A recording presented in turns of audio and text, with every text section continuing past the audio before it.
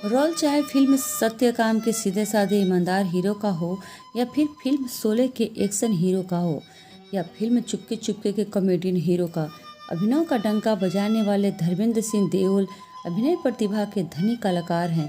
पहली फिल्म दिल भी तेरा हम भी तेरे से अभिनय की शुरुआत 1960 में की थी। 3 दशक तक लगातार सुपरहिट फिल्म देकर फिल्म जगत में छाए रहे हैं हमारे धर्मेंद्र जी। स्कूली जीवन में मात्र 10वीं ही पढ़ पाए थे, तभी से फिल्मों में आने का शौक पा लिया था। फिल्मों का इतना आशिक बने कि दिल लगी फिल्म को उन्होंने 40 बार देखा था।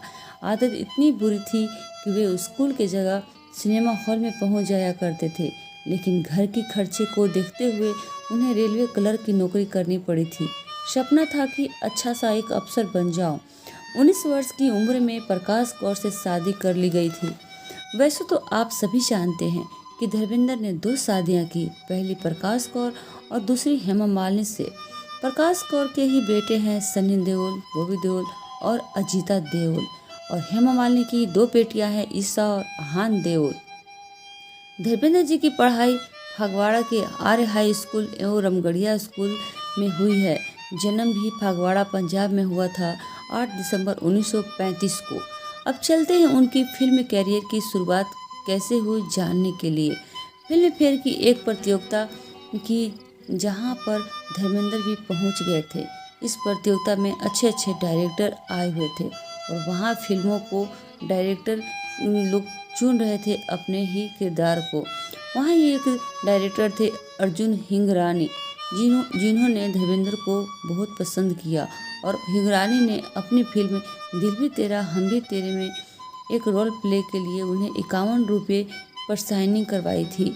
उसे हीरो की भूमिका देने के लिए उन्होंने इसे अनुबंधित कर लिया था और पहली फिल्म की नायिका थी कुमकुम। थोड़ी पहचान मिली, लेकिन संघर्ष जारी रहा, क्योंकि पहली फिल्म उनकी कोई खास नहीं थी।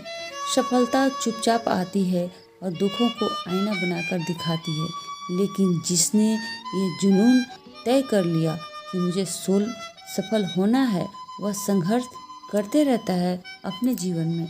बस धर्मेंद्र जी की सफलता की यही कहानी थी। वे मेहनत लगातार करते थे और लगातार अपनी फिल्मों पर ध्यान देते थे, फिल्म ढूंढते और वहीं पर रहते। धर्मेंद्र जी अपने संघर्ष के दिनों में एक छोटे से कमरे में बिताते थे और फिल्म समय में उन्हें फिल्म मिली बंदनी, उसके बाद सूरत और सीरत से लोगों ने उन्हें जाना। सबसे सफल कहानी थी फूल और पत्थर, जिसमें उन्हें अच्छी खासी पहचान मिली और लोगों ने जाना कि धर्मेंद्र एक अच्छे नायक हीरो हैं। और फिर अनुपमा, मंझली दीदी, सत्यकाम, शोले, चुपके चुपके फिल्मों में उन्होंने लगातार अभिनय करते रहे और उनकी ख्याति बढ़ती गई। फिल्मों के एक स्टंट भी उन्होंने अच्छे से करना जान लिया था। जो भी स्टंट करते थे वे रियल होते थे, बनावटी उनके स्टंट बिल्कुल नहीं होते थे। एक फिल्म थी माँ, जिनमें उन्होंने चीते से लड़ाई की। कहा जाता है कि वह भी स्टंट जो था रियल में था, उन्होंने रियल में ही चीते से लड़ाई की थी। भारत सरकार द्वारा पद्म भूषण इन्हें प्राप्त हुआ है और साथ में फिल्म फेयर का भी इन्हें टाइम अचीवमेंट अवार्ड से सम्मानित किए हुए हैं। फिल्म शोले के अभिनय से वीरू नाम पड़ा और हिंदी सिनेमा में इन्हें आज भी इन्हें ही मैन के नाम से जाना जाता है।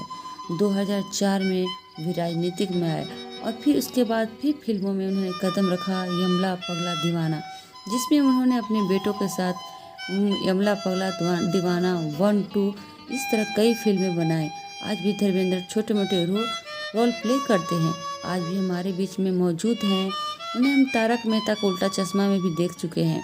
इस तरह धर्मेंद्र हमारे कई शो में आते हैं, गाने के शो हो या किसी स्टेज शो में उन्हें बुलाया जाता है, फिल्म फेयर पुरस्कार हो या किसी तरह सम्मानित पद हो, उन्हें बुलाकर हम अपने सम्मान को बढ़ाते हैं। तो धर्मेंद्र पाल जी को हम धन्यवाद देते हैं और उनकी लंबी उम्र की कामना करते हैं। सफलता ढिंढोरे पीट कर नहीं आती, पूरा जीवन लगा देती है अपने मुकाम को छूने के लिए। बस धर्मेंद्र जी की भी यही कहानी है। अपनी सफलता को उन्होंने छुआ। आज जीवन के वे 82 साल पार कर चुके हैं। हो सकता है लंबी उम्र और हो। भगवान से कामना कीजिए कि धर्मेंद्र जी हमारे बीच बने रहें और अभिनय का डंका हमारे बीच पीटते रहें। तो दोस्तों, कैसी लगी धर्मेंद्र जी की वीडियो? हमें इस चैनल के से लाइक कीजिए, सब्सक्राइब कीजिए और इस चैनल को आगे से आगे ग्रो होने के लिए मदद कीजिए।